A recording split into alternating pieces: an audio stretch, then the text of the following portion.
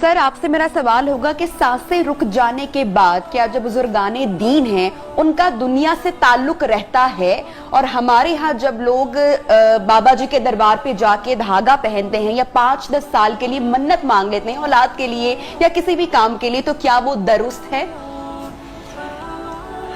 دیکھیں جی، یہ بڑا اہم سوال ہے، چونکہ ہم سب کانٹیننٹ کے لوگ ہیں اور یہاں بہت سارے مذاہب ہیں اور ہم ان کے ساتھ مکس اپ ہو چکے ہیں۔ جب تک مسلمان دوسری اقوام کے ساتھ مکس اپ نہیں ہوئے تھے تو کافی خالص دین ہمارے پاس تھا۔ اب چونکہ ہم بہت سارے مذاہب کے ساتھ مکس اپ ہو گئے ہیں اور ان کی بہت ساری چیزیں ہمارے اندر آ گئی ہیں۔ دیکھیں حدیث میں آتا ہے کہ اذا مات ابن آدم انقطع عملہ الا من ثلاث، جب بندہ مر جاتا ہے تو اس کے تمام معاملات ڈسکنیکٹ ہو جاتا ہے دنیا کے ساتھ، مگر 3 چیزیں کا ان کو اجر پہنچتا رہتا ہے۔ وہی ایک علم جس کو سکھایا، نیک اولاد ہے یا کوئی صدقہ جاریہ وغیرہ کیا، مگر اس شکل میں کہ کوئی منت مان کے کسی قبر پر جانا کہ اور پھر وہاں جا کر نظر و نیاز کرنا اور پھر وہاں جا کر قربانی کرنا، وہاں ذبح کرنا، یہ بالکل دین سے ہٹ کر ہے۔ اس کا کوئی تعلق نہیں ہے ان چیزوں کا دین کے ساتھ۔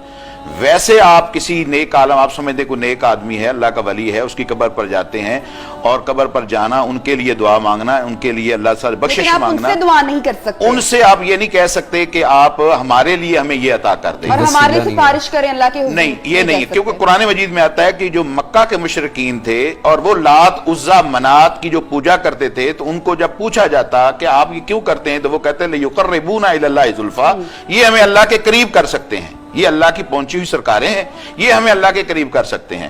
تو اگر یہی اسی طرح کی سوچ ہماری ہے کہ یہ فوت ہو جانے والا یہ ہمیں اللہ کے قریب کر سکتا ہے، تو میں سمجھتا ہوں کہ اس عقیدے کا اسلام سے کوئی تعلق نہیں ہے۔ حضرت مریم کے واقعے کا آپ نے قرآن میں ذکر کیا، اس سے پہلے میں چاہوں گی کہ آپ نے کہا کہ جائز ہے اور جایا جا سکتا ہے، حضرت مریم کی آپ نے بات کوٹ کی، لیکن یہاں سے بات نفی میں آئی ہے، تو کیسے پھر آپ بات کو آگے نہیں؟ دیکھیں مولانا نے جو بات کی ہے وہ لات منات اور عزا کی ہے۔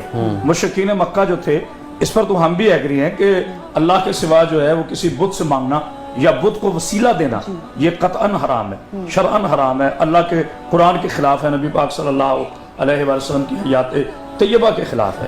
لیکن جہاں تک یہ تعلق ہے، اور میں نے پہلے بھی کہا کہ جب تک آپ لفظ قربتاً للہ استعمال کریں گے تو یہ عین دین ہے۔ جب آپ بزرگ کے نام کی دیں گے تو یہ شرک ہے، یعنی آپ قربت میں کسی بزرگ کا نام لیتے ہیں تو وہ شرک ہے۔ قربت صرف اللہ کی ہے، لیکن جہاں تک یہ ہے کہ یہ ہماری جو ہے وہ سفارش نہیں کرتے یا اس انداز سے ڈسکنیکٹ ہو جاتے ہیں کہ جیسے ہم میت ہیں، تو ایسی بات نہیں ہے۔ ہاں، ایسی میں بات تھوڑا سا پورا کر لوں، ایسی بات نہیں ہے۔ اللہ نے قرآن میں خود وسیلے کا حکم دیا ہے کہ ایمان والوں مجھ تک پہنچنے کے لیے وسیلہ تلاش کرو۔ تو اگر وسیلہ حرام ہوتا تو اللہ یہ کبھی آیت نہ بھیجتا، ایک بات۔ دوسری بات یہ ہے کہ اب یہ کہہ دینا کہ اب اللہ کو چھوڑ کر صرف ڈائریکٹ بزرگ سے مانگو، تو ہم اس پہ اختلاف رائے ہے، اور میں اس بات پہ اتفاق کرتا ہوں کہ اللہ پہلے ہے، کیونکہ وہ وحدہ لا شریک ہے، ہر قربت اللہ کے لیے ہے، ہر منت اللہ کے لیے ہے۔ لیکن یہ کہہ دینا کہ یہ بات سنتے نہیں ہیں، کیونکہ جو شہید ہوتا ہے وہ زندہ ہے، اللہ نے قرآن میں سریم فرمایا، بلکہ آیت کریمہ ہے۔ تو پھر شہید اگر زندہ ہے تو پھر شہید سے بھی جا کے مانگ سکتے ہیں؟ پھر نہیں، سنیں نا، بات سنیں، شہید زندہ ہے، سوال یہ نہیں کہ مانگ سکتے ہی نہیں، سوال یہ ہے کہ ہمارے یہاں سر میرا سوال یہ بڑا عام ہے، چونکہ ہم ایک بڑی عام پریکٹس دیکھتے ہیں نا کہ ہماری عقیدت یا ہماری محبت اتنی زیادہ ہو جاتی ہے کہ ہم اس میں شرک بھی کر اٹھتے ہیں۔ کیا ہم نے کبھی مزاروں پر نہیں دیکھا کہ وہاں پر سجدے لوگ کر رہے ہوتے ہیں، ڈائریکٹلی ان بزرگوں سے مانگ رہے ہوتے ہیں؟ لیکن ایسا ہوتا ہے نا، آپ ایگری کریں گے ایسا ہوتا ہے؟ ایک چھوٹی سی وضاحت کر دوں، یہ ہمارے عوام الناس میں جیسے بات ہوئی تھی خواص کی بہت کم پتہ ہے۔ دیکھیے سجدے کے جب تک 7 اعضاء نہ لگیں اور 7 اعضاء لگنے کے بعد بھی جب تک آپ سبحان ربی الاعلیٰ نہ کہیں آپ کا سجدہ نہیں ہوتا۔ شریعت اس کے بارے میں حکم دیتی ہے۔ آپ کچھ کہنا چاہ رہے ہیں اس میں؟ سب سے پہلی چیز جو ہے وہ یہ ہے کہ منت اور نظر کے حوالے سے بات ہو رہی ہے، تو عائشہ رضی اللہ تعالیٰ عنہ کی ایک حدیث ہے، فرماتی ہیں کہ نبی صلی اللہ علیہ وسلم نے یہ بات کہی ہے کہ کوئی شخص منت مانتا ہے، نظر مانتا ہے، تو اگر وہ شاعر اللہ کے خلاف نہیں ہے تو اسے پورا کرے، اور اگر وہ خلاف ہے تو اسے پورا نہ کرے، اس کا کفارہ دے دے، اور جو اس کا نظر کا کفارہ ہے کفارۃ الیمین، وہ قسم کا کفارہ ہی ہے، یہ ایک الگ چیز ہوگی۔ دوسری چیز یہ ہے، صحیح ابو داؤد میں نبی کریم صلی اللہ علیہ وسلم سے ایک صحیح ایک حدیث ملتی ہے کہ ایک شخص آقا علیہ السلام کے پاس آیا اور اس نے آ کے کہا کہ میں نے دور جاہلیت میں اسلام قبول کرنے سے پہلے ایک منت مانی تھی, ایک نظر مانی تھی کہ فلاں جگہ پہ جا کے میں یہ قربانی کروں گا, تو آپ مجھے بتائیے کہ کیا مجھے وہ پورا کرنا ہے؟ تو آقا علیہ السلام نے اسے سوال پوچھے, اسے پوچھا کیا وہاں کبھی میلہ شیلہ لگتا؟ اس نے کہا نہیں. کہا لوگ اپنی منتیں نظروں کے لیے وہاں آیا کرتے تھے؟ اس سے کہا نہیں. تو پھر اسے اجازت دے دی کہ تو چلا جا کے اپنی منت و نظر پوری کر لے. یہاں سے ایک چیز ہمیں جو دلالت کرتی ہے, جو سمجھ آتی ہے, وہ یہ ہے کہ کوئی بھی ایسی جگہ جس کو اللہ کے برابر لا کے کھڑا کر دیا جائے, اس جگہ پہ اپنی منت اور نظر کے لیے جانا ثواب کا کام نہیں ہے, وہ غلط ہے. تو سر جو چادریں چڑھائی جاتی ہیں, کلمے لکھے ہوئے چادریں چڑھائی جاتی ہیں, اس پہ اجماع پوری امت کا اتفاق رہا ہے. وہ یہ آپ پتہ نہیں کب کس طرح کس نے شروع کر دیا, اس کی کوئی تاریخ نہیں ملتی.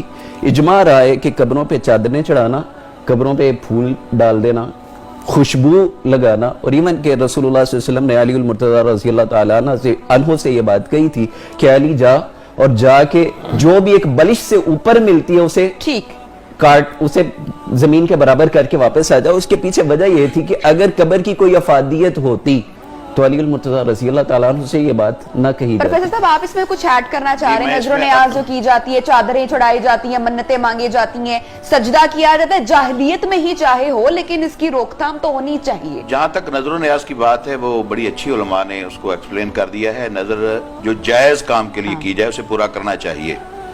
اور نبی صلی اللہ علیہ وسلم کا فرمان ہے کہ یہ کنجوس انسان کے لیے ہے, چونکہ وہ صدقہ زکوٰۃ نہیں دیتا. تو ایسا بندہ جب اپنے آپ پر لازم کر لیتا ہے کہ اگر یہ میرا جائز کام ہو گیا تو میں یہ صدقہ کروں گا یا یہ جانور ذبح کروں گا, تو وہ فرمایا کہ یہ کنجوس کے لیے صدقہ ہے, وہ بالکل اسے کرنا چاہیے. ہاں یہ تو ٹھیک ہے. اب اس جگہ پر جا کر کرنا, یہ بڑی اچھی دلیل دی. وہ یہ بوانہ مقام کا ذکر ہے کہ نبی صلی اللہ علیہ وسلم نے اس کو پوچھا وہاں کوئی میلہ ٹھیلا, کوئی بدعت, کوئی شرک, کوئی صاحب کا بت. انہوں نے کہا یا رسول اللہ ایسا کچھ نہیں, ایک تاریخی مقام ہے. فرمایا جا اوفے بنظری کا, جا کر اپنے نظر کو پورا کرو. اب رہ گیا قبروں کے اوپر چادریں یا یہ ساری چیزیں.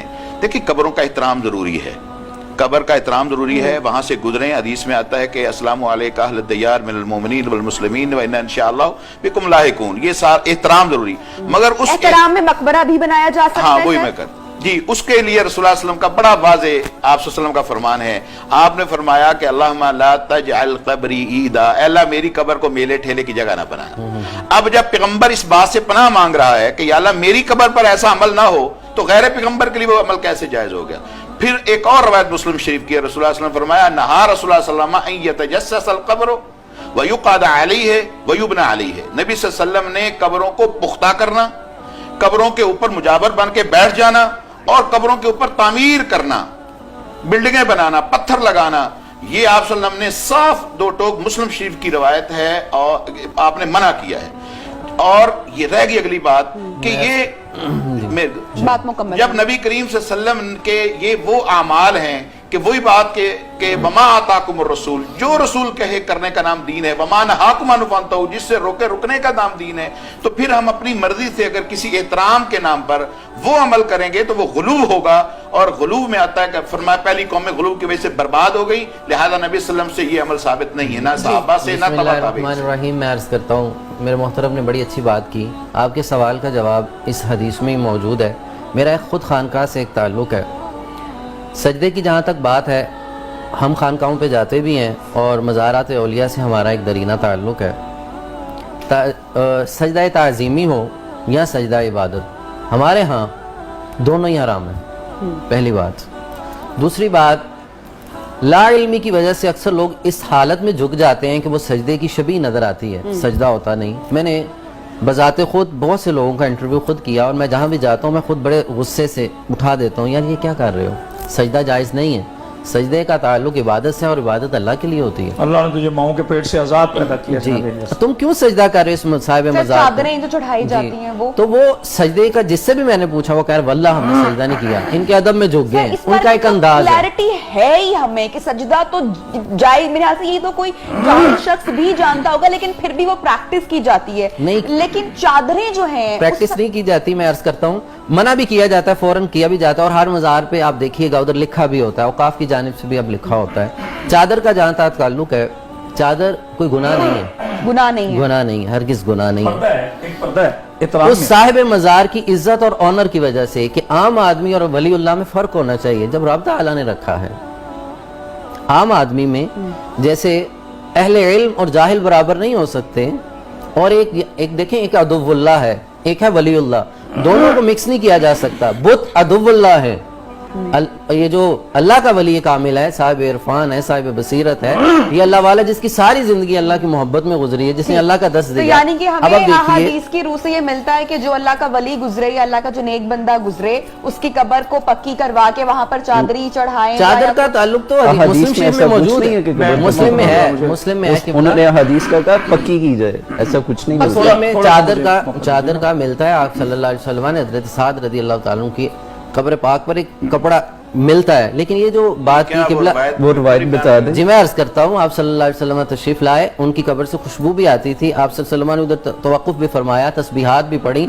ये वो सारी चीजें हैं जो तसव्वुफ में आगे चली हैं, लेकिन अपना अपना समझने का आप अंदाज वो है। रिवायत पूरी कर दें, अच्छा, अगर रहनुमाई मिल सहमत जाएगी। ना समझे, मैं छोटी सी उलमा कराम की मौजूदगी में, पहली बात तो ये है, अब बहस ये नहीं कि चादर चढ़ाने की थी, पहली बात ये है कि कुरान की रूह से विलायत का तस्वर है कि नहीं, यानी हम जिसे वली कहते हैं, वली विलायत से है, क्या कुरान मजीद में जिक्र विलायत है या नहीं, क्या मनसब विलायत, जैसे रसूल अल्लाह सल्लल्लाहु अलैहि वसल्लम मेरे आका जो है वो सैयदुल अंबिया है, अब मेरे नबी के बाद कयामत तक कोई नबी नहीं आएगा, बेशक। इसमें कोई शक नहीं है। लेकिन ये देखना है कुरान में विलायत का जिक्र है कि नहीं, वली है कि नहीं।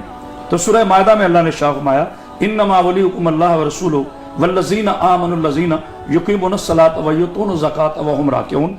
अल्लाह वली है, खुद अल्लाह ने फरमाया मैं वली हूँ, मेरा रसूल वली है, और वो साहिबान ईमान वली है जो हालत रुकू में ज़कात देते हैं। तो इसका मतलब ये हुआ कि कुरान में मनसब विलायत बाकी है। अब हम वली का इनकार नहीं कर सर सकते। वली का इनकार नहीं, मेरा बड़ा सादा सवाल है, चादर का, नजरो न्याज का और जो पक्की कब्र का, बस ये सादा हाँ, सवाल देखिए, है नजर- कि हदीस अहादीस जी, की जी, रूह से मैं उस हमें सवाल- इस हवाले से क्या देखिए- मिलता है, देखिए, नजर क्योंकि न्याज- बहुत सारे लोग गुमराह भी होते नजरो हैं। न्याज का कंसेप्ट क्लियर कर दिया उलमा ने कि वो चीज जो गैर शरई ठीक। तौर पे मानी जाए वो नजर में नहीं आती। ठीक है, अब रहा कब्र का, जैसे कि मौलाना सलाहुद्दीन साहब फरमा रहे थे मिटाने का।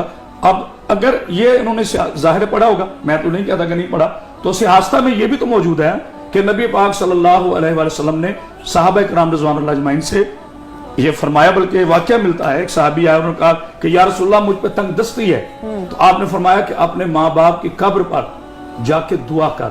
तो उसने कहा कि हुजूर अगर मुझे कब्र याद ना हो, तो सरकार ने डांट दिया।